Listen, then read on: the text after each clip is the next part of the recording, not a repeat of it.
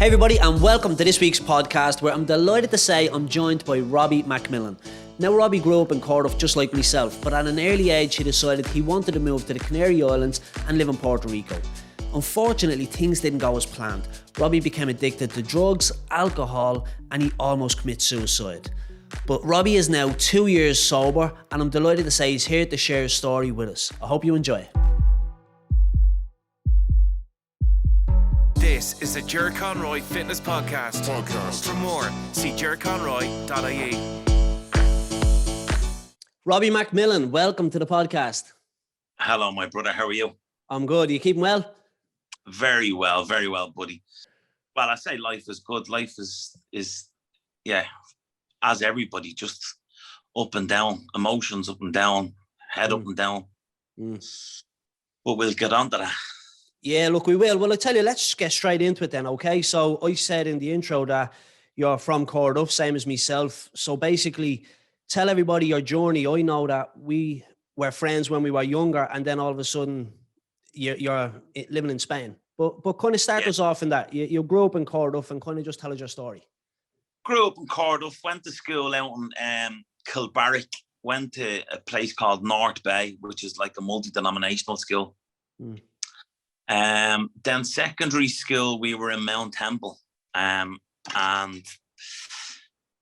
loved it because I playing ball as well. I played rugby for them, and then ended up going up and signing for Clontarf, played with them for a while, and I'd done a little stint in Kilmine actually as well. I went down there for half a season, but that was my school. Never really stuck with the school, and it just didn't sit with me. I remember the principal actually driving me back one day because he was from Blanche, and he was dropping me back one day, and he said, "You don't even have a school bag, you know?"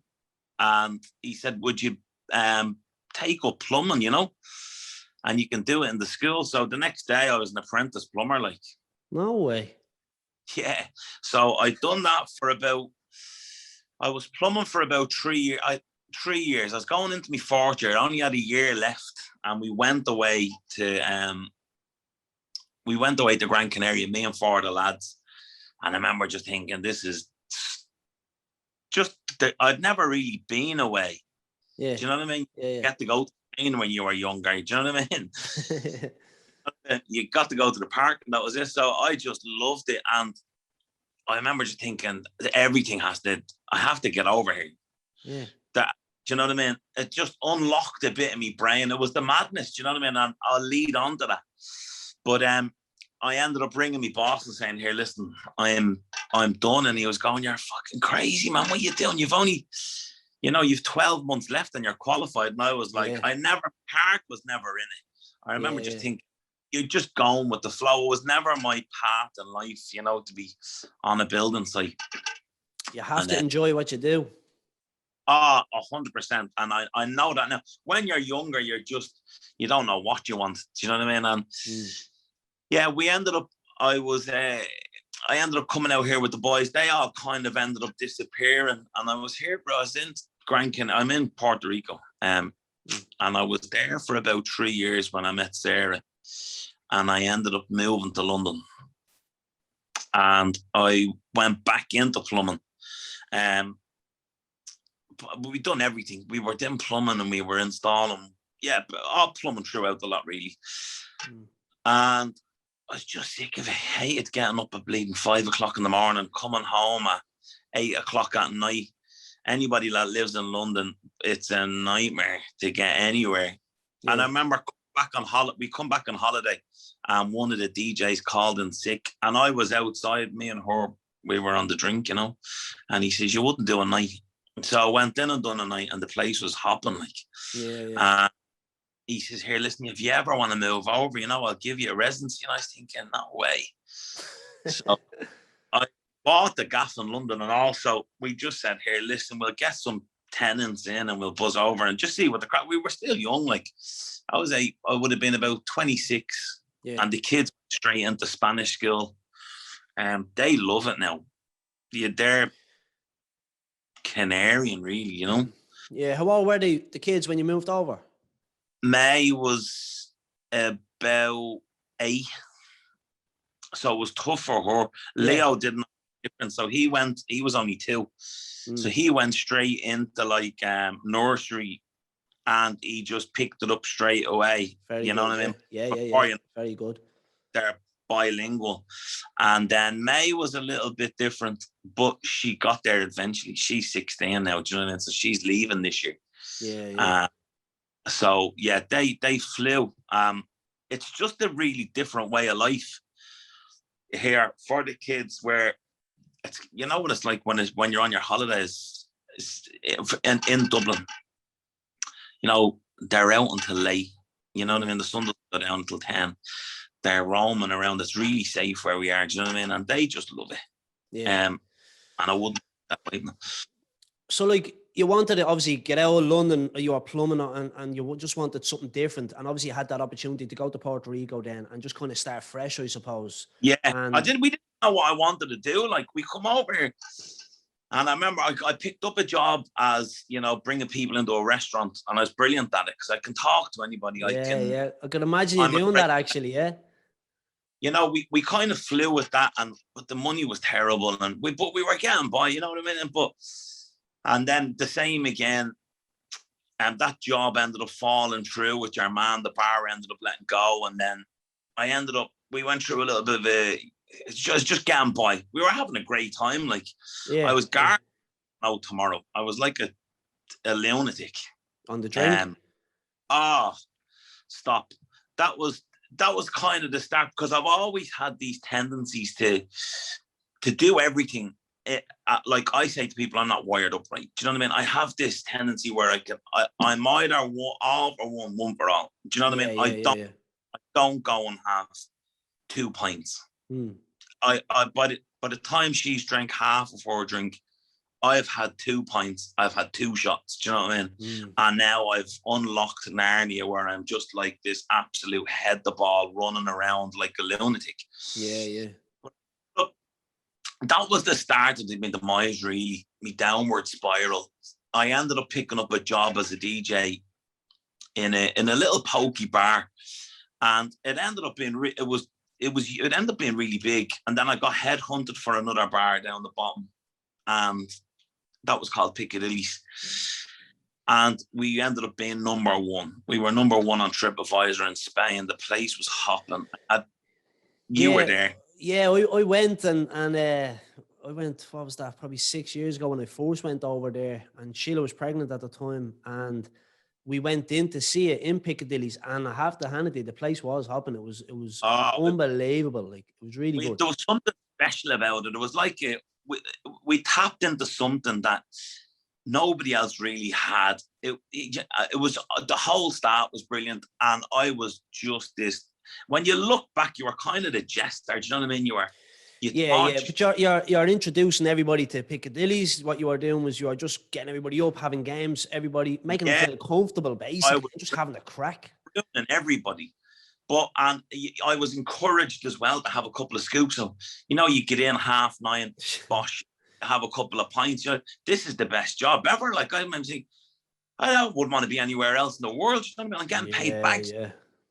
The money was stupid, and you can do what you want. Do you know what I mean? I ended up moving. I was there for 3 years, and we went to number 1. We won awards. It was brilliant. And I got headhunted for another bar, an Irish bar, called Dicey Riley's. Now, that was brilliant as well, but that was an even easier click. I only had to introduce a band. You know, all of the people I knew kind of come in. I'd done a little bit in between. I'd done a bit of stand-up. I was kind of, you know, I had a half an hour really in between the bands just to keep everything going. I was like the master of ceremonies. But then, and I was going to say, like, you have it all so easy, and you're still able to drink in Dicey's as well, were you? I could still do what I wanted.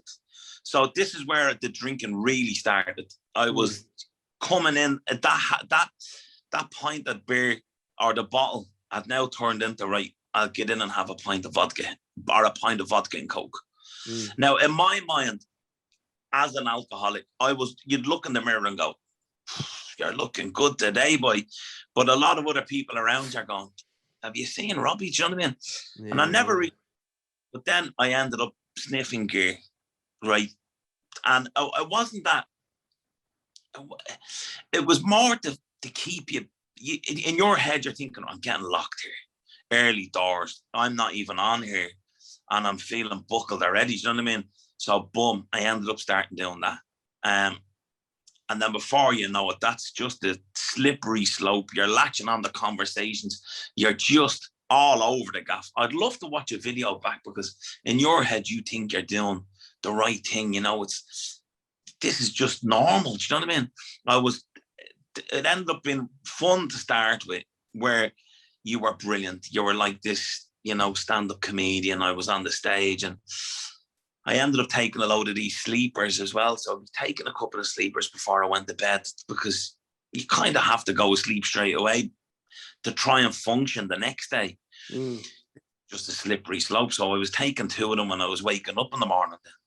And then before you know it, you know, you'd go to the beach or something with the kids, and then I'd be gone to fucking spark, go to sleep for the whole day. It ended up getting to the point where I was gambling.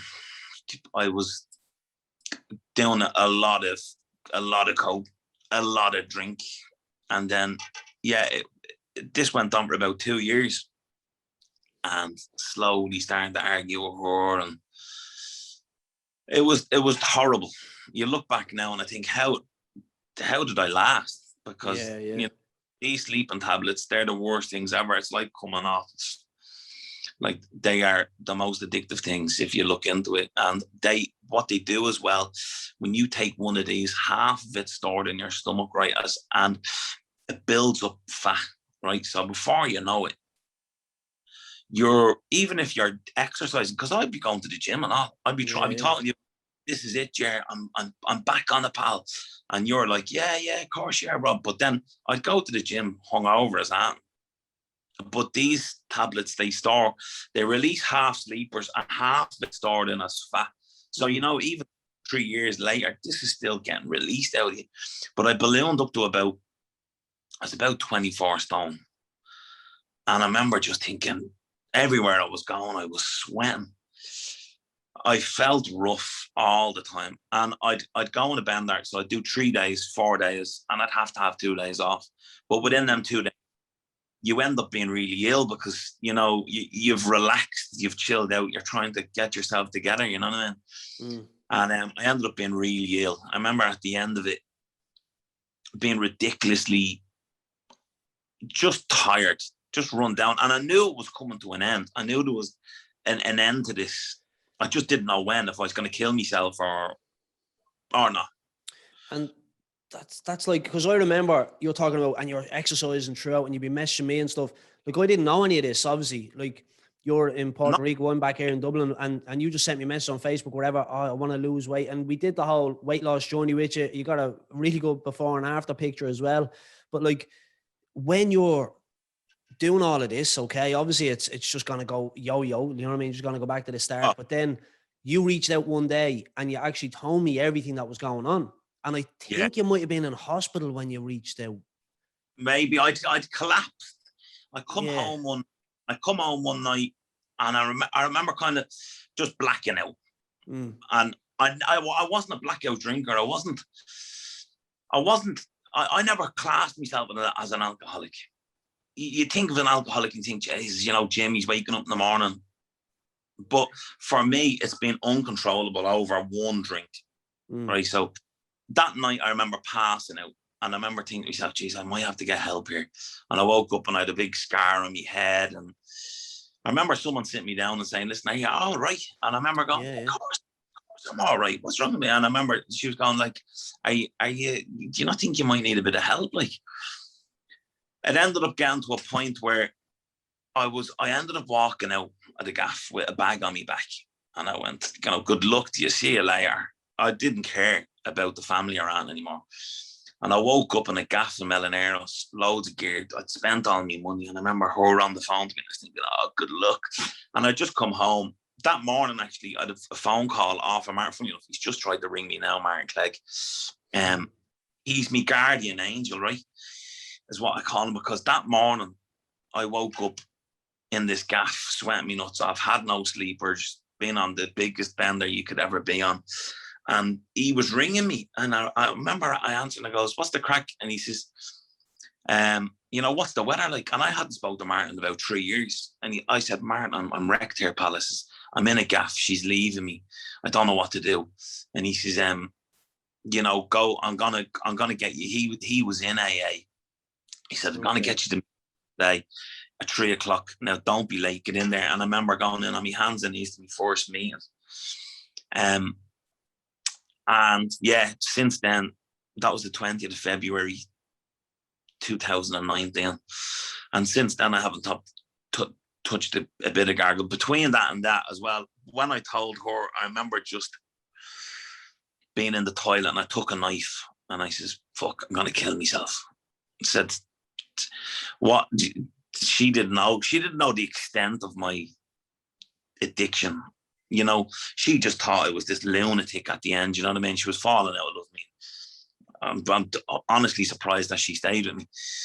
And I remember thinking, I'd just kill myself. It'd be easier. And I got the knife and I went into the bathroom and it's the selfish thing to do, I suppose, isn't it? It's the easy way out. And maybe I might have lost my bottle, I suppose. But I'm so glad I didn't, because it's not the answer. And I hear about all of this now because I'm doing this charity work. You hear about these people who are killing themselves, and it's prevalent these days. It's the easy. Like, it's just happening. It's happening far too much. They have something has happened to them. It's hard because it's just hard. I was in a bad state of mind, man. And I wouldn't wish upon anybody. And I didn't see a way out because you're in this like web of lies, because you're lying to you, you're lying to your family. You burn bridges. Your friends aren't friends because I was on a load of poke.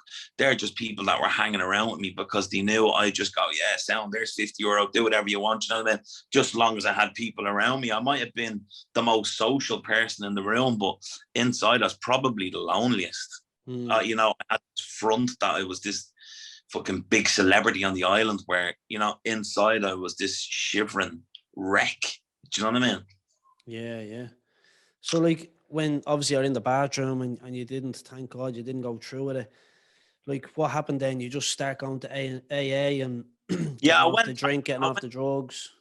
Yeah, I went in. That was the 19th was or the 20th of February was the day where it all went bananas in the gaff. Do you know what I mean? Everybody was hurt, and everything had to come out. There had to be no stone unturned. The truth had to come out. You know what I mean? It was, because I was lying to her constantly. Do you know what I mean? Just lying. So did she not know any of this then? Did she not know you were on drugs and drinking and all? She knew I'd be gargling. I'd hide it well. So, at the end, I wouldn't drink beer because you'd stink. Do you know what I mean? Or vodka, you can't smell it. But she knew. I think she just didn't care. Do you know what I mean? Of a night time, I'd just come in at because my last song every night, 4:00. You come in at 5:30, 6 in the morning, just sleep on the sofa for an hour until everybody wakes up. They go and do their day. I sleep in bed for 4 or 5 hours, try and wake up at like 11:30 to try and be normal again. Do you know what I mean? But by the end of it, that the fun had gone. The whole going and having a laugh was finished. But yeah, I got my hands in it. I remember going in my first day to AA and I actually a couple beside me from Dublin, an old couple. And it's not, when you think of AA, you think of this, what it's like on the TV, where you're sitting in a basement and it's all like, down and outs, and they're all like scratching. It's not, man. This is in a really posh hotel, the one that I worked there anyway. I don't know what it's like in Dublin, but I remember just being a shivering wreck, and I didn't know what to do. I was late. I couldn't find the place. I ended up being 10 minutes late and walked in, and it's just the nicest bunch of people, So what's it like when you walk in? Is it because you're saying like you see on the movies and you're in a basement? They are like is it like you're all sitting around in a circle and you just talk? Like what's the setup like? So you go in. You have the head of the table, And then, ours isn't that busy. There's a lot of, Norwegians, Italian, Spanish, Irish, English. And you're all just sitting around the table. Whoever chairs the meeting has a little bit. Ours is a step meeting, so you have 12 steps in AA.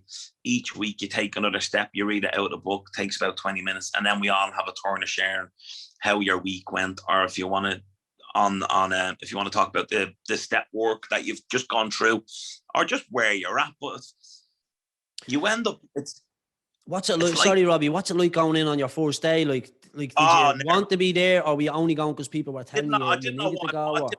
I was only doing it just to try and save the marriage. Yeah. That was the answer. I said to her, "No, I'll go. You're just trying to save the day. You're trying to claw back. She didn't care by then anyway. It was horrible. But I don't know where I was. I remember just crying my eyes out. I remember just crying, saying, I'm fucked and spent all my money, and I'm just going to kill myself. And I ended up getting a sponsor out of that. Because a lot of people do say that when they first go in and they're talking to like AA meetings or whatever, and they just start crying as soon as they start opening up and telling people their issues and stuff like that. But did that help you? Yeah, of course. It takes a real man to cry. Do you know what I mean? And I've got sponsees now where they're under my wing. You know what I mean? And I encourage it. I encourage talking openly, because you've spent all of this time, right, in this little bubble where you don't want to tell anybody because you don't want anybody to think that you're not doing well, or that you're not well in yourself. So you always try and lie and you manipulate. I was manipulated so many people, bosses, family, friends, because at the end of the day, you're not doing it maliciously. You're doing it because you have an addiction. You're doing it because you just want to get out your bleeding bags. That's all I wanted to do. It didn't cross my mind of hurting people. Do you know what I mean? Yeah. So, I encourage talking, especially now. But that you learn that when you're in AA, it feels like you'll never come out the other side. And I remember Martin speaking to me, going, "Here, listen, you're really worried now. I was thinking, what happens if she finds out about that?" He was like, "Just relax, because in a year's time, I believe in a higher power." I've had a tattooed on my arm today. I don't know if it's Jesus. I don't know if it's God. I know that there's somebody looking out for me. There's somebody looking out for me for Martin to come into my life at that time to take me out of the situation and basically work step to step with me to where we're at now, where we're opening up a big franchise in Scotland. We're doing business in Dublin. Do you know what I mean? We've got all of these things that I never thought would be possible. I never thought I'd own a bar. Yeah, very good, yeah. We'll go on to that. I ended up 3 days before lockdown. We were going backwards and forwards to Dublin gigging. We do a comedy hypnosis roadshow. We've done a big out. It's brilliant, right? We've done a big gig out in Malahide, the Grand Hotel in Malahide, and there was 400 people. It was the best night of my life. It was brilliant. And I ended up getting lights off a fella. My friend said, "Have you got enough lights?" He says, "Fly up to the Shamrock in Finglas." He says, "and pick up lights off a fella called Gary," right? Met this fella, Gary, Robbie Arse pub, do you know what I mean? And I'd Leo with me, right? Me business partner, right? Camp as you like, right? Sound like he's from Orset, right? And I was going to him, "You just keep your mouth shut. We just get in and out of here." Anyway, added your man, Gary, on Facebook. The gig went brilliant. And then the next day I went to drop the lights back. And he was actually a promoter of one of the biggest entertainment companies in Ireland, right? They run Aslan. They look after the script, right? And he went, "You two are bananas." He says, "I've never seen a show like it," because we went live and he ended up watching it. So we kind of ended up signing a tour deal with him for 10 shows in Ireland right before lockdown. Obviously, never happened. Yeah, and now we're still building towards. But I ended up buying Piccadilly's me baby. Yeah, where you used to work. You worked there for 3 years, you said, yeah? And now all of a sudden you're coming back to buy it. And then word had it that your man had had enough. And I says to the other fella, I says, come on, we'll get in and try and put a bid in for it. And we ended up getting it, spent everything. We put together everything, just went it all in. And then I remember sitting in the lawyers and I says, what about COVID and all of that? Because nobody kind of knew about it. It was going on, you never knew the extent of it now. And 3 weeks later, lockdown, and we were just like, here, what's going on? Yeah. We've ended up after all of that, right? You've gone through A and AA. How long ago did you start AA? 2.5. I'm about 820 days to be precise, but very good. Yeah. 2.5 years. You're at the going through all of that. You're still going strong. Yeah. And then obviously you've got that little gig in Dublin, and then it looks good, and then all of a sudden that kind of fell through. But then you went and bought a bar you used to work in, and then lockdown happened. Now I've seen you on Facebook over the last year, and you seem to be doing a lot of work to it. Have you used lockdown to kind of change the whole setup of Piccadilly's now? Because that's what it looks like on Facebook. 100%. We didn't, to tell you the God's honest truth, we hadn't a clue what we were doing, right? We've never done a bar, the two of us. I don't even think I've changed a barrel of beer, right? Yeah. And we went straight in and we were like, we give her all of our cash and we'll blag it. We'll speak to the companies and we'll say, here, listen, we need that or we need that. We'll get the doors open and we'll crack on. That hasn't happened, right? So as a company that there's a load of things involved, like taxes, buying stuff. Yeah. We ended up selling holiday raffles, and you kindly have done a few of these. Now, these were just a small income to keep this little dream alive. We've sold a lot now. We're up to about 140 holidays. Valerie Hill, well done, Valerie. She won one midweek. I was going to say, I was delighted when I seen Val winning that the other day, yeah. And this is all a nice little, it's just such a nice little setup the way it's worked out, because the two lads in AA who run my AA own these hotels. So they're now getting money to keep them afloat. Lovely. We're getting, to keep us afloat. And, some of our customers are going to get to go on holiday for 15 or 20 euro, whatever it is. It's madness. Like it's literally, so what was it? I know we gave a few away on Facebook. It was literally 15 or 20 euro for a ticket, and you literally get a week hotel, you get accommodate, like. We're working with two hotels at the minute. One is kind of our sponsors of the bar, which is called the Holiday Club, which is like a 5-star resort. Lovely. They own a big, it's called Angry Birds, a big adventure centre. Yeah, I know. Yeah. And then the two lads who I am in AA with have 3 other hotels. We're working directly with these guys, and it's just worked out perfect. We can now actually afford to get in. Okay, we stripped it. If we had have known this was going to happen, we would have just stripped the bar and redone it, but we didn't. So we just started with the idea of, right, let's run it. I love 80s. I love 90s dance music, right? Yeah. I don't really play any new music. It's always, so we're like, right, let's go 80s, 90s as a retro bar. And then slowly we bit of money on a Sunday, right? We'll get that next week, right? We'll get that, and now we've really used it to our advantage.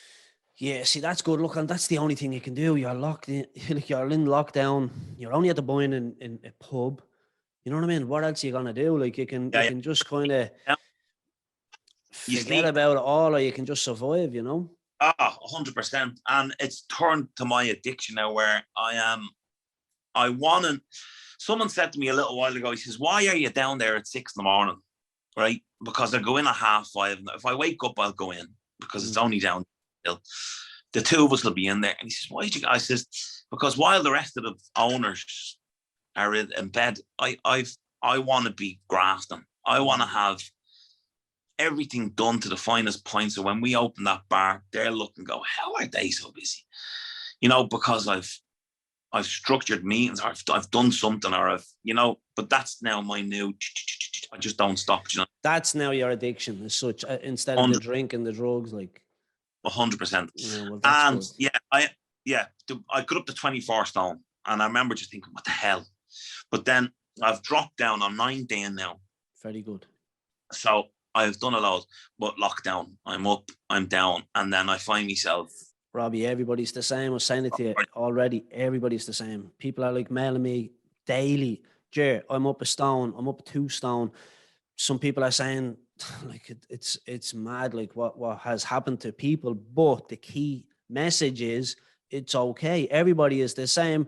People are stuck in their house. Some like people are depressed. There's anxiety kicking in. There's all these different, like people have lost their businesses, lost their jobs, whatever it may be. People have lost loved ones, unfortunately. You have to do whatever you have to do to survive. Okay, if put on a bit of weight, no problem. Gyms are opening back up. We get it back off you, not a problem. Once you're healthy physically and mentally, that's the main thing. Don't worry too much about the scales. That'll come. You know what I mean? Yeah, mentally is the big one, because we're all like that. I remember going to her a little while ago. I need to go and see a doctor here. You know, I'm feeling a bit depressed and all that. But it's literally just mindset. I think for us at home, if you were to go out now down the village, there's a load of people knocking around.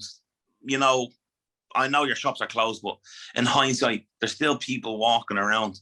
You go out here and you go down, and there's nobody around. Because anybody that was around before, they're all just people on holidays. And there is locals, but they're all starting to leave as well, because you know nobody's had work in a year and a half. Do you know what I mean? I have a lot of friends gone home now to Dublin just to work 2-3 months and come back. Do you know what I mean? So it is tough. It is tough on the head, and you have to keep mentally strong. And it's surrounding yourself with good people.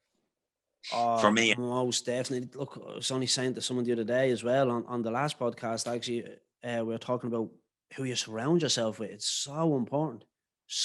And a lot of people only kind of realize that in the last year, unfortunately. You know what I mean? Like, I'm always harping on about that, but it's literally the amount of like friends, family, members of the gym, wherever you talk to people, and they're like, yeah, like you have to just surround yourself with these positive people, and that's it. And I don't mean someone who's just like Mr. Motivator 24/7, just someone who's like, who wants the best for you and the best for them, and that's it. Of course. You know? Yeah. No snakes, baby. No snakes. That's it. St. Patrick got rid of St. Patrick, yeah. So come here, right? So tell me, this is like fascinating the way you went to Spain, you didn't like school, like myself, didn't like school. You went to Spain, you found this job, all of a sudden the lifestyle, you became addicted, obviously the drink, the drugs, no way out type of thing. That's where you felt. And then obviously you didn't make that decision in the bathroom. You made the right decision, let's say in the bathroom, and then you just went and got help. So it was really good that you had those people around you that kind of were able to point these things out to you, and you to realize, okay, if I want to save my marriage, I need to go and sort this now, and I need to go to AA. But it's very important who you met in AA as well. And like you're talking about, and I think that's really nice, Robbie, like these people had to helping you in AA, but now in the middle of a pandemic, you need to do something to survive and help your business stay alive before it even gets started almost. But you're helping these other people who own these hotels, because that's how they earn a living. People come and stay in the hotels, and no one's been able to stay in the hotel for the last 15 months or whatever it was. So it's good now that you're giving back, because that's important. If someone helps you, you have to be giving back, you know? I find I have to keep me grounded, right? And to make sure that I am on the right path. I do a lot of charity work, and you don't want to be one of these people that, you know, do a load and then have to whack it on Facebook or out like that. There's a fine line. So I do, I have sponsors. I look after people, not like I'm not dishing them out cash and all that. It's, you know, you're taking them through step work. You know, you're working with people. You know, you're helping them in some way, like, you know. Listen, you have to. You know, even there was a young fella that I met yesterday, and I've been on the phone to him all morning, who sadly tried to take his own life yesterday in Dublin. And I've been all day with him, and I said to him, you know, I'm your guardian angel. I'll look out for you, you know. And he's been messaging me now. But listen, you have to be there. You have to be there with people and just have a little listen. But charity work is important, 100%. Just doing a little, even you know, I cook meals for the homeless, right? We just do it every week. So you think on a Sunday, for God's sake, I got to do this now, and the house does be stinking of curry should just be given out. But just to keep your feet on the ground. And just, we went up to the food bank a little while ago, and she was saying she has to feed 800 families a week now, right? It used to be like 250. Now she's feeding 800. And it's like, if you can do that little bit, just a tiny bit. And when the bar opens, I want to give back more. You kind of want your legacy to be not someone who's like, I want all of this and I want it now. Like, exactly, I'd love to do something in the community I'll put my finger on it. I don't know what I want to do yet, but something where it's just helping people, Robbie. It's just helping people, and that's the thing. And I think where this is coming from, and correct me if I'm wrong, you've seen at your worst stage of your life, people were able to help you, and now you just want to help others.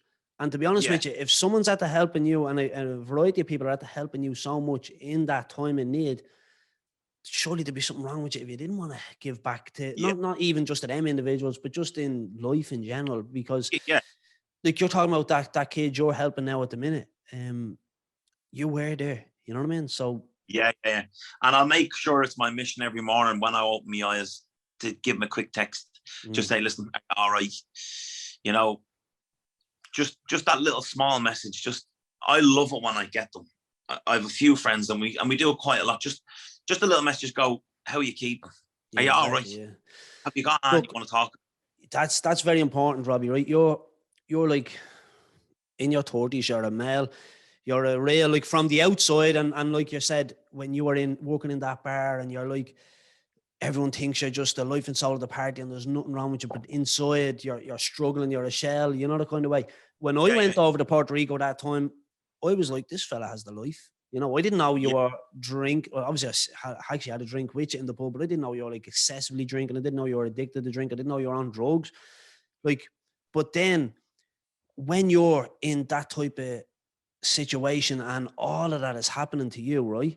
It's hard to reach out and speak. But then this is the problem. Like, so many men just don't speak out. But don't get me wrong, it is women as well. So many women won't speak out. It's not just men or women, but I do talk to women about these things, but I'm talking to you and you're a man, and it's very important. And I know so many people that lads in their 30s, 40s, 50s, wherever, struggling, and they just don't speak out because, I'm a man. Why would I speak out? I'm a man. I shouldn't be speaking out. Of course you should. Yeah. And I kind of am a little bit vocal as on Facebook. So when I hit a milestone, if I've had, a year was the big one.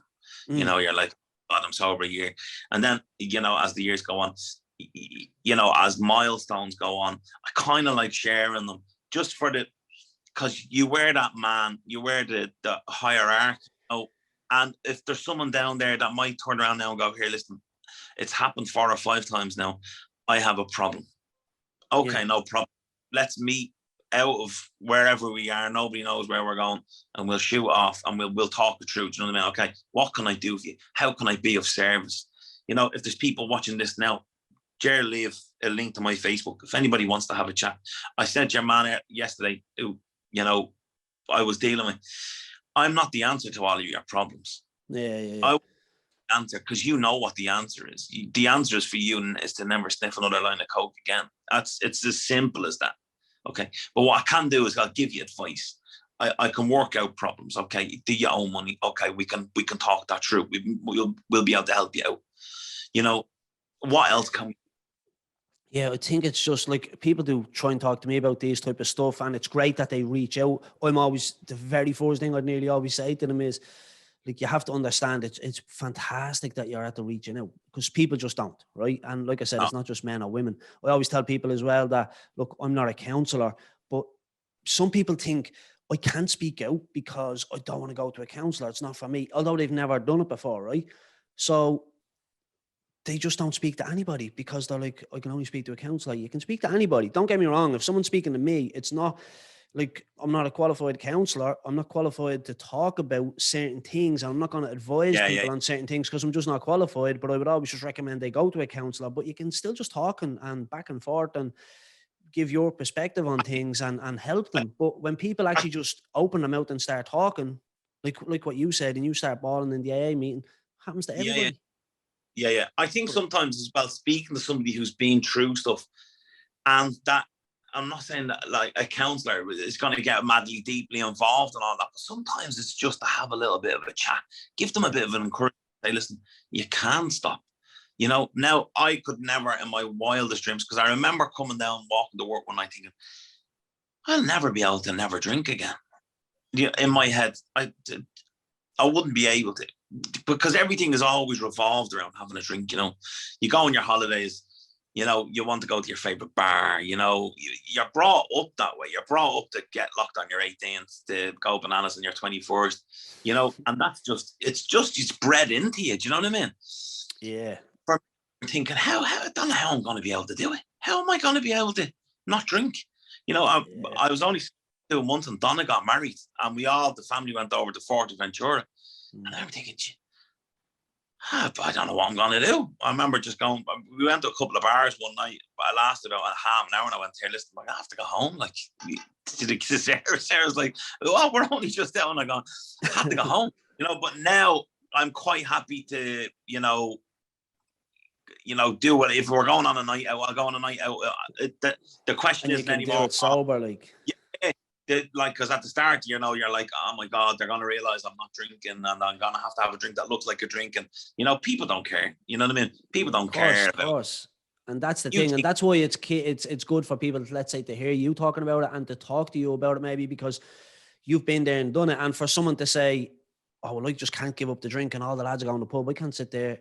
Like now it's actually, look, sure, there's non-alcoholic drinks. Do you know what I mean? So I would imagine it's much easier now to get away with it. If you wanted to pretend you're drinking or something like that, I don't know. Like, no one's going to get, it's not like back in the day where you'd get stick. Do you know what I mean? If you weren't drinking, you'd get stick off the lads. Like, no one cares now. Do you know what I mean? Now, it's, you've come to, I suppose you would do if you're younger. Now you're getting older. I don't care anymore. I don't care what people think of me. I'm happy in myself. You know, you get to a point in your life where you don't have to wear the best clothes, or you don't have to drive the best car. I'm just happy in myself. You know what I mean? And it's a nice feeling. It's a nice feeling of contentment. I like, you know, I sit out the back garden. We've a nice garden, and I just sit there, and, you know, of an evening, I always make sure I have an hour if I can. And I don't know, wind you up by sitting a little lazy spa, right? And I couldn't be any happier, right? I couldn't, you know, there's loads going on around me. There's, you know, we're hemorrhaging money. Yeah, it's hard to pay the bills at the minute, all of that. But are you happy in yourself? You know, look, I know it's easier said than done, but we're all the same. We're all, like, my business is closed, you know what I mean? But you have to always look at the positives, and you have to be like, look, we're healthy. Do you know what I mean? Yeah. The main thing. I just hope that it's going to come out the other end where it's, you know, it'd be like a boom. You know, I honestly think that it was kind of made to happen for us. If that makes sense, where, you know, we've made the most out of it. Now we're still not finished. We're still doing some work, but when we actually are finished, kind of got the paperwork all sorted out, people will be here, and we've had that year to progress and learn. You know, there you go. Like you're talking about, it could have happened. It happened at a really good time. Like you were going to open that pub, and you said you didn't know what you were doing. That would have been a car crash. Like, do you know what I mean? Like, and now you're at the spending that year to, I suppose, get trained up on the business end of it, I suppose, and also do the facility up as well. So surely, and look, don't get me wrong, I know there's the money that is, like, you're hemorrhaging money. I understand that, but surely when you open, it'll stand here. Your business will be better when you open. Well, if we had of opening just before, if we'd have just gone in and opened, we wouldn't have the bar now, because you have to social security and bloody. We really dodged a bullet. Do you know what I mean? On that. So I'm delighted, but it's going to be brilliant. We've just been booked for a big football club in Dublin to go back and do a gig at the end of August. And we've been booked to go to Glasgow, and we're doing a gig in Doncaster, and we've one booked in for London. So the minute it comes good, we're straight back. Very good. Well, you need to get into the gym when you get over here in August. I'll be making sure you get in here. We do a little workout. Yes. And we get you into the studio and we do a podcast in the room we'll rather do than a on little Zoom. Yeah, and we get an update on your business and see how it's going. Oh, sure. Listen, that's none the wiser. I can't wait. We'll probably do some sort of little fitness holiday over there that way as well. The gym, the members, we bring them all away with us. It doesn't. We walked from one end of Gran Canaria to the other, right? And it's unbelievable. It was the hardest thing I ever done because, again, just got sober, thought to myself, we were raising money for breast cancer, and I got pulled into it by a fella who runs the Canary Awards, Edwards, if you're watching, and he asked us to come along and do it, and we were like, yeah, come on, we'll do one day, we'll do the last day, we'll do 30 kilometers or whatever it was, and he was like, yeah, and then before you know it, at the end of the day, we'd signed up, and I showed up completely 20 stone, right? New pair of walking shoes on. And I remember this fella going, here, listen, do you know what you've signed up for? And I was going, sure, listen, we walk every day, don't we? You know what I mean? Don't worry about me, pal. I had the walking sticks and all. And I remember half an hour in thinking, what the hell have I done here?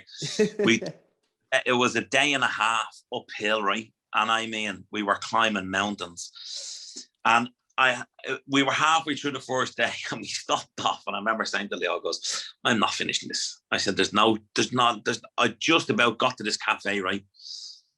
And he says, here, listen, grab a can of Coke, get a bit of sugar into you. And I was going, good idea, pal, good idea, right? 2 cans of Coke, and I swear to God, after about 20 minutes of climbing the next hill, I shut down.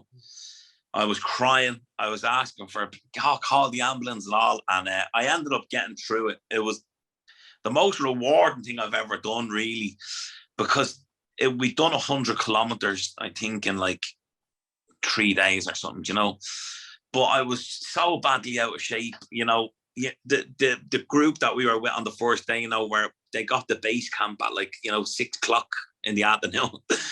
I was still walking at 10:30 that night. You still did it though. You did it. That's the main thing. Yeah. Well, on the walking and the fitness end of it, because I know you're big into talking about mental health and because obviously you've had your own issues that you're very vocal about, and now you're helping other people, which is really, really good. I'm delighted to hear that you're helping people and using your experience to show people that there is a better way, the kind of way. But tell me, when you're exercising, why do you exercise? Because I know you have the mental health side of it. Headspace. I right now that because it's getting warm during the day. We go out walking. Me and the wife go out walking in the morning, or I'll go out and I'll just stick a podcast on, and I'm gone. I have the luxury of living on one of the most beautiful islands, I think, anywhere. I walk from Puerto Rico in around to Amadores, which you walk around the cliff sides. It's 10 kilometers. Brilliant. But I like just walking. I put the headphones on and I could be gone for 2 or 3 hours. You know what I mean? And especially now, I like going out about 9 o'clock at night where it's just getting dark, because we're allowed out now. I don't know what it was like in Ireland, but the police are very tough here. If you're with a curfew at 9 o'clock, if you're anybody out on the road after 9 o'clock, you're getting fined. Yeah, do you know what I mean? Which are allowed out now. And plus, if you're walking during the day, especially I've done that hill walk that you're talking about over to Amadores, you don't really want to be doing it. If you're gonna go with 10K walk, you don't really want to be doing it in the middle of the day in that heat. You're better off doing it at 9 o'clock at night. Yeah, it's kicking up now. You can see that you forget about it every year. You forget how hot it is. You forget. Yeah. You know what I mean? And it's a luxury for people that come over. They love it. You know what I mean? But when you actually live here, I know it sounds really bad, but I don't really like the sun, right? I just don't like sitting in it. I'm not one of these where I'd go sunbathing all the time, because you just have your normal life. You know what I mean? You have to do the school run. You have to drop the young football. You know what I mean? She wants to go off with her mate. So it's just a normal life. Yeah. But here you go. It's the last couple of days. It's gone up a couple of degrees. So. Yeah, but there's not a better place to get out and have a bit of a walk and just. How does it help you though? does it just help you have a better mindset? Does it help you, like, does it put you in better mood? Does it? In every way in my life. In every way in my life. Because one, if you're not walking, I'll eat what I want, right? And I'll drink coffee. I love coffee, right? I love coffee with sugar. So if I am walking, I don't have these things. I don't eat the crap food, right? And when I am walking, your whole mindset just clicks, for me anyway. But then I start thinking, right, I do it to an extreme. I don't have that, could you go to the gym, and then I'll allow myself this where I'm like, right, I'll just drink water. I won't eat for 3 days. I try and cram it all in. And then it seems like such a mission when you're, if you've kind of let yourself go a little bit, you're like, oh man, that's a big mountain back up to where I was. Do you know what I mean? So it's medium. Now, especially, I have time and I have ballooned back out again. I have gone from, 20, I was about 24 stone, the heaviest I've been, and I'm about 19 now. I should be down to 16. Really, that's my ideal for the site. But you have a goal, you know what I mean? You have a goal. Lockdown's about to be lifted, like it's getting lifted now. Shops are open and stuff here. The gym is opening in 2 weeks, I think, here as well. Like the whole world is getting back to normal, so you can get into that routine now. You know what I mean? And it's important, and this is why I'm going to follow up with you as well. When you get the gym open, I was going to say, when you get the pub opened, you're going to be busy. It's your little baby now. You're going to be working on it 24/7, but you need to remember the mindset that you have when you are exercising. And it's not just out on a stroll you're going. I know you're saying walking, like you're climbing hills. I know you're going up mountains and stuff like that as well. So it's mountain climbing almost you're doing. So it's important that you find the time to do that, Yeah. I have to, like, I boxed off every morning. I take the kids to school at 9, and like, we're lucky enough to, when you have your own bit, I can take an hour out. I can do the 9 till 10:30, and then I can go off and do what we have to do for the day. So that is my little time in the morning. And then you don't feel so guilty when it gets to later on. And if you do come in and have a cup of tea and have a little bit of a chill out, you're not beating yourself up over it. That you have. But definitely, and we'll put a little plan into action for ourselves. Of course, yeah. Happy days. So tell me, how's everything now, though, with the family? Obviously, how long did you say again you're sober? 2.5 years. So 2.5 years since you had a drink or touched drugs, is it? Drink, drugs, smoking, lying, the whole lot, everything in one bed. And how is that now with you and the family? Is everything unbelievable? Like we talked the other day, I'm not saying that we haven't had an argument, but it might just be a little petty, You said you'd put the jack of potatoes in the oven, do you know what I mean? We haven't had it in so long, and it's what I'd look at other couples, right, and I'd go, I'd love to be like them, because they're sitting there having a good time. Where if I was on a night out with her, we'd go out together and we'd go to a bar together. Then I'd just be gone. I'd come back a half an hour later. Where have you been? I was out over there, or do you know what I mean? Before I know what, I'm gone. So it's just nice to have that little connection back, I suppose. Yeah, and the kids, May is 16. She's leaving school. She's in a band and all. And Leo's playing for David Silva's football team, actually. Very good. That's where he's from here. So he's playing in Arginnigan. He is now for them, and loving it. He loves the ball. He out morning, noon, and night, and he's just gone. You know what I mean? Brilliant. So on that side, it's good. And we've done a lot. We've done a lot of work with the TV as well. Over lockdown, we run a show called Loose Men on Canary TV. Yeah. That ended up just being just me and Leo just having a laugh, kind of on our own social media, which then ended up getting took over to Canary TV, and we were live on there every night at 5 o'clock. It was unreal. That's really what kept us ticking as well through the lockdown. You just need something to keep going, don't you? Like, you just like, obviously we're at some stages we were doing outdoor classes, obviously we are doing online training, but there's other stuff you need to do. Like I was saying on one of the podcasts a couple of weeks ago, I became a bit of a gardener. I started doing stuff out in my garden and everything. Like, do you know what I mean? Not that I'd actually be a bit of a gardener, because you know, but you're just doing something to keep yourself busy. That's all. You know what I mean? Yeah. This ended up just being, it was a laugh in the end. We ended up getting a load of people on from playing EastEnders and Emmerdale and all of these wee boxers. And it was just, we ended up being this like lifeline for people where it was just us, as I am in now, in the young fella's bedroom, you know, the exact same setup. There was no microphones. It was really organic. And it built, you were on it.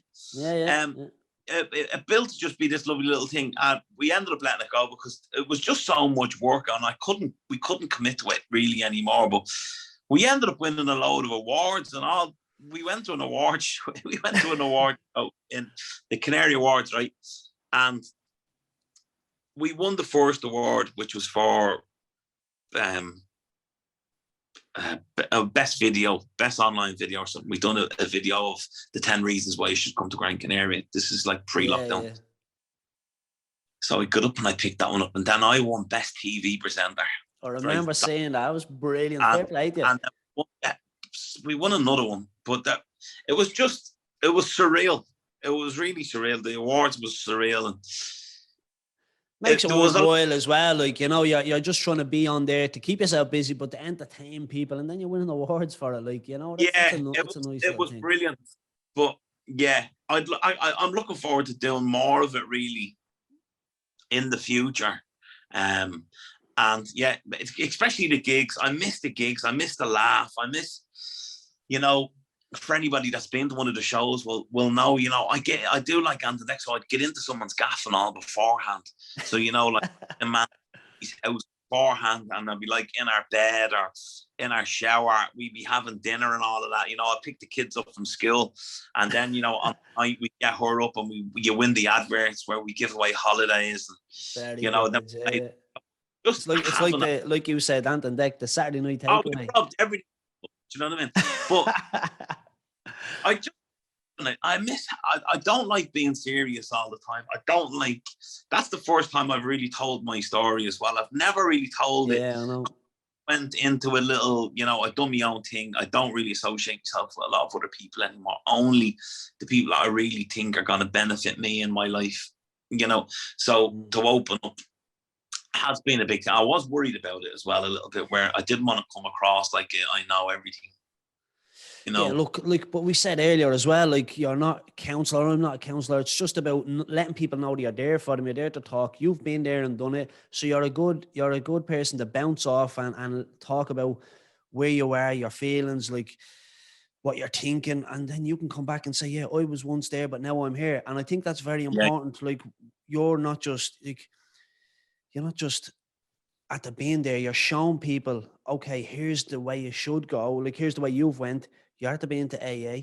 You're doing all this charity work, and I know we've spoke a little bit about it, but you do a lot more than you've even spoke about, okay?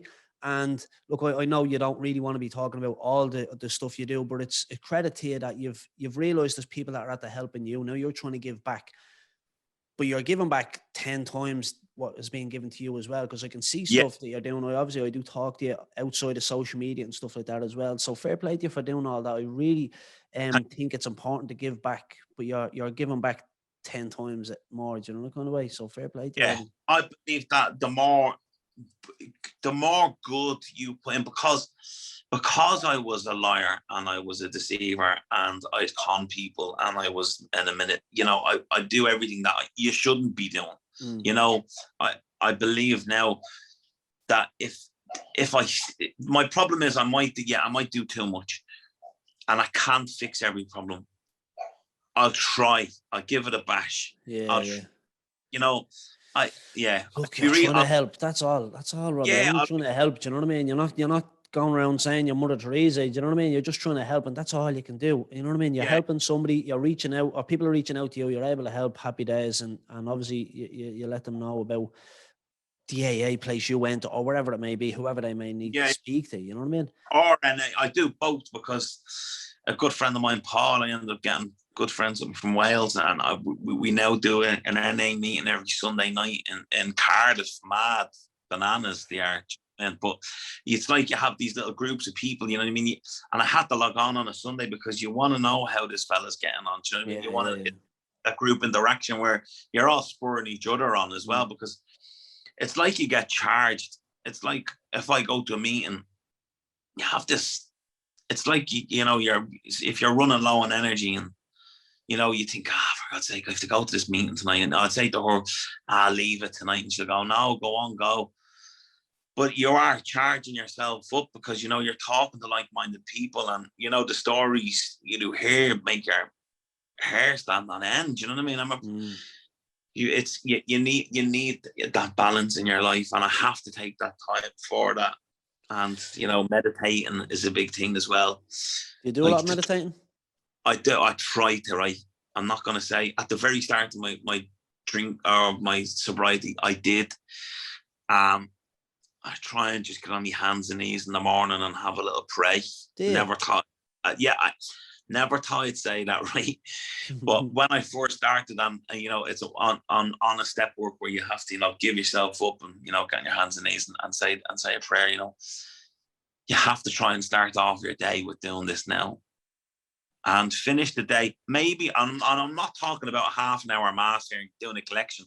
I'm talking about just a little bit of gratitude of, what you're happy for to have in your life, or how did your day go? Okay, at the end of the day, just have a little 5 minutes. Just really happy that that's happened, and okay, I'll do that tomorrow, and I'm glad I could have done that today, and just be a little bit of service. You know what I mean? And then that's it.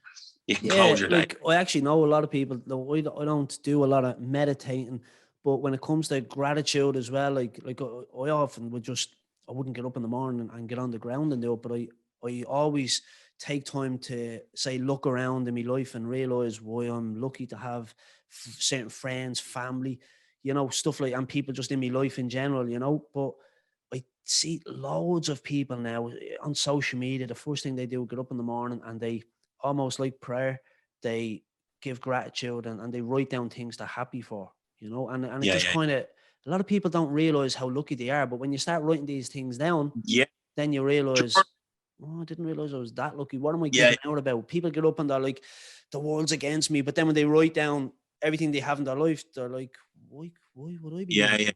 Look at the stuff that's going on in the news. Look at people that are suffering with X, Y, and Z. What am I giving out about? First world problems, Robbie, Yeah. I journal a lot. So that really helps as well for anybody. If you're starting off, I have an app. So, you can, how was your day gone? And you can have an emoji. Boom. Was it good? Was it very good? Was it excellent? Okay. What happened today? You know what I mean? So if something bad's happened, it's always good just to ping it down. All right, I ended up, I annoyed, blah, blah, blah, blah, blah, blah, blah, blah, blah, blah. You've kind of put it to bed then. Your brain's not at night time then going, oh, fuck's sake. I shouldn't have done that today, or I could have done that better. You've already written it all down. You've had your little bit of a thing, and then you can kind of turn off then. Do you know what I mean?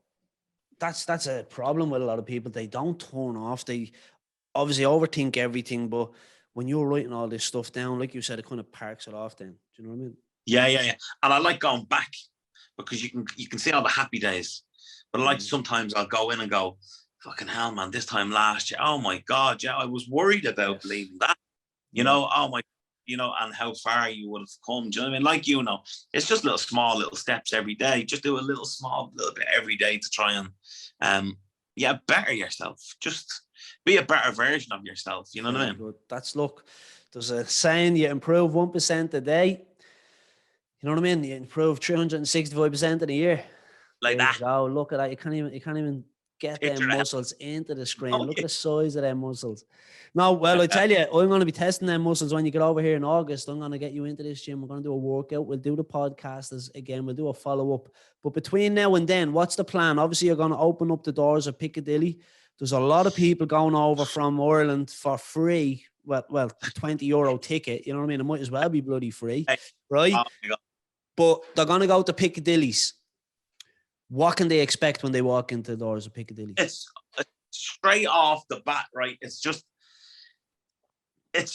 fun, right? That's what we're aiming for. Now, we've always done this, and I know it sounds cheesy and cliche, but you kind of like, especially Leo, he's my right-hand man in everything I do, right? He's my business partner. He's also my best friend. He's bananas, right? And he's more, you know, he wants to do a staff dance and all this. You know what I mean? He's going, here, listen, you know, we want to have like, and I'm like, you're all right. I said, you can do that. There's no problem. You know what I mean? Yeah, but not for you. We have games. Listen, he's a fully qualified hypnotist. So we do that 2 or 3 times a week. We also do hypno bingo, which is you'll take, say, 5 or 6 people that have been hypnotized. We play bingo, and then we make them do crazy things when their numbers come out. There's just an array of things we do. You know, Robbie's Balls is back, where, you know, you've 36 balls in a big bingo machine. So you get a question right, you come up and have a shot. You pick a number. It could be anything. You might have to dress as a chicken and go to McDonald's and bring me nuggets back, or you might have to or, you know, have a fake Tyson tattoo. So all of these things just make for a really enjoyable night. You know what I mean? Just everybody having a crack, taking a piss out of each other, and just having the buzz. Yeah. And I miss it so much. I miss just having, like I say, having the crack, having a bit of a laugh, you know, and playing music, because music is to me is everything. I listen to music the minute I'm up out of bed. I've something on, or music is a big part of my life. Huge. I think music is like you said, as soon as you're up out of bed, you put music on. It can, if you put on music that you enjoy, let's say, it can put you in a good mood straight away. Like, yeah. I love finding new tunes. I love finding not new tunes. I love finding old tunes. You go, oh my god, that'll bring you back to, you know, you're dancing and under 18s. Do you know what I mean? Boom, straight away. When you're 15, going into this goes, you know, ready to fight the war. Oh, stop. But look, I'm looking forward to getting over. We won't be able to get over this year, but I'm going to try and get over next year. We'll have the crack. And I'm looking forward to seeing you opening the doors on social media and following up on it and seeing how you get on. So I want to wish you the best of luck. It's been a tough year for all of us, but I'm really excited to see what you've done when it's finished, the Piccadillys and all these crazy videos. And I'm actually looking forward to seeing you sending someone down to buy you McDonald's in a chicken suit. Hypnotized. Think of their Donald. Right, listen, it's been amazing. Yeah, listen, Robbie, thank you very much for coming on and sharing your story. I know you haven't really spoke openly as this about it, especially going in detail as well. I'm sure it wasn't easy. I know you're nervous coming on, but honestly, thank you very much for talking about it. Especially so many people are going to listen to this and realize they're in the same situation. They'll reach out to somebody, anybody, and just realize that there's obviously better ways of doing things, you know? Yeah. My phone is always on. Yeah, 100%. Yeah. Listen, Robbie, thank you very much. Okay. Enjoy the rest of your evening. All right. God bless, buddy. Take care, buddy. Thank you. Bye-bye. Bye. Okay, so a massive thank you to Robbie for coming on and being so honest about everything. Guys, please remember, if anybody out there is suffering like Robbie once was, reach out to people, speak up about it, and it will help. If anybody is going to Puerto Rico on holidays, make sure to check out Piccadilly's Bar. Robbie will certainly look after you. And again, guys, just a massive thank you to everybody tuning in every week. I do appreciate the support. If you're enjoying them, share it on social media, tell your friends and family. Thank you very much. Take care. This is the Jer Conroy Fitness Podcast. For more, see jerconroy.ie.